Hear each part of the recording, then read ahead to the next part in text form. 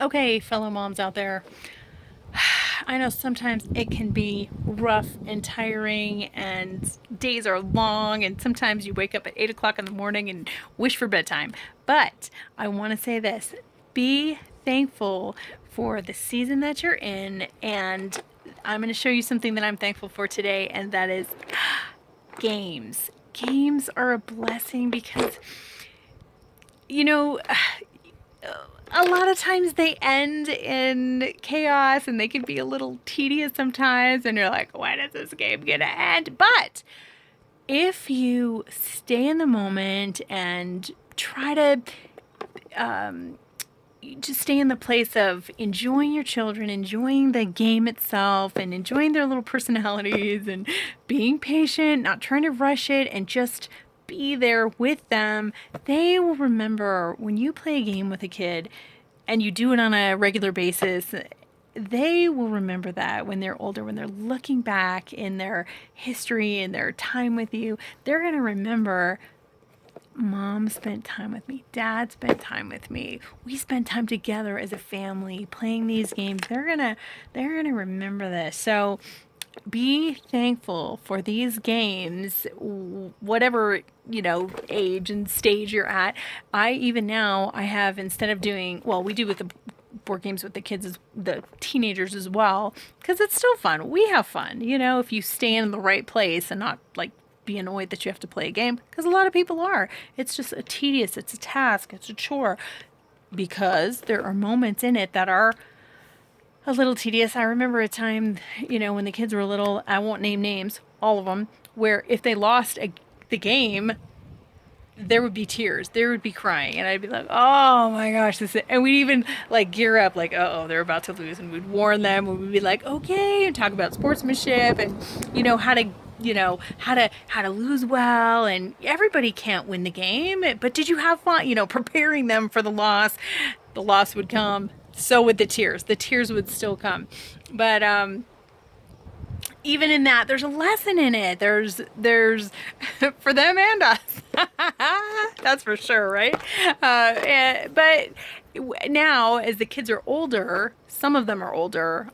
I run the gamut. But anyway, with the teenagers, like, we just took a road trip, and on the road trip, I had these cards, and it's questions, and there's no win or lose to it. It's really more of a way for them to dialogue, and you ask questions that are relevant to them, and then they talk, and they feel heard, and you get to know your kids better and what they're thinking and what's going on in their heads. And that's really important in the teenagers, for sure. You want to know what's going on up there, you know what I'm saying? So then you can speak life, and you can speak correction, and you can speak direction, and you want to always point them towards God, and hey, they're human. They have flesh patterns that they're going to have to deal with. And so you always want to be, speaking life into them, and speaking Jesus, speaking the scriptures into their life. Because that's their light. That's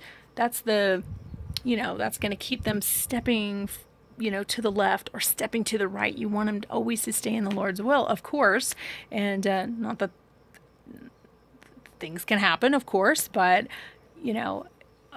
as you plant things, scriptures into their mind and into their heart, when they need it, it's going to come out. And even if they choose the wrong way, to be honest, that's what's going to come out of my mouth. That's, choose the wrong way. Don't choose death, choose life. But they don't always do that. I don't always do that. Do you always do that? I don't think so. We make our mistakes.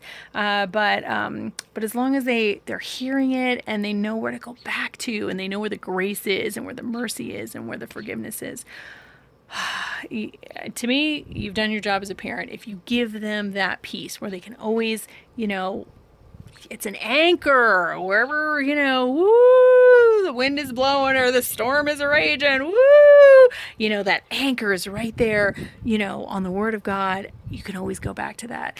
And He calls us when we are in our human error, he beckons us back and he calls us back. And that word of God is so important to, put onto their hearts and make sure they're hearing it and seeing it in everyday life. And when you make a mistake, many a time I've had to, go back and say, I blew it. That wasn't godly. That wasn't Christ-like. And I'm sorry. That wasn't, here I'm struggling with this. That's the truth. Here I'm struggling with this. Here I know what the word says, and here's where my mind's at right now, etc.